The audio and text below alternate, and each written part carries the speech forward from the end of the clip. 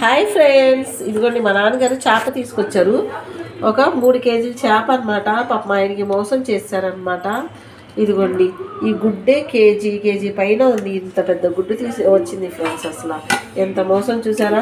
వాళ్ళు చెప్తారనమాట పోతు చేప లేకపోతే మామూలు చేప అని చెప్పేసి, పోతు చేప అని చెప్పేసి మోసం చేశారు. ఇదిగోండి 3 కేజీలకి ఈ ముక్కలు వచ్చినాయి.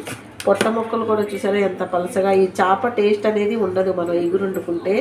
పులుసు అయితే ఉండాలి. నాకైతే 4 రోజుల నుంచి జ్వరం అండి, బాగా జలుబు చేసిందనమాట.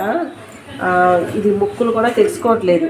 అయితే నాకు పుల్లగా ఏదో ఒకటి తినాలనిపించింది. ఎవరన్నా ఇలా జలుబు చేసినప్పుడు కాళ్ళ శేరవాను, కోళ్ళ శేరవాను, మటన్ తింటారు. సో నేనైతే చేపల కూర తినాలి, చేపల పులుసు తినాలని నా కోరిక అనమాట. నాకు చేపలు అంటే అంత ఇష్టం.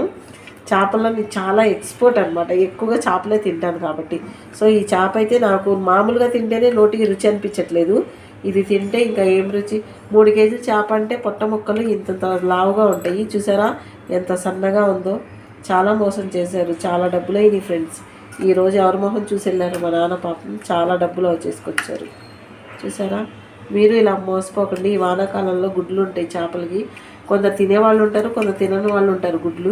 సో ఇంత గుడ్డు అయితే మేము తినలేము, ఎవరికొకరికి ఇచ్చేస్తాను అనమాట. ఇది ఇంతవరకు అయితే నేను కూర వండుకుంటాను. ఓకేనా ఫ్రెండ్స్.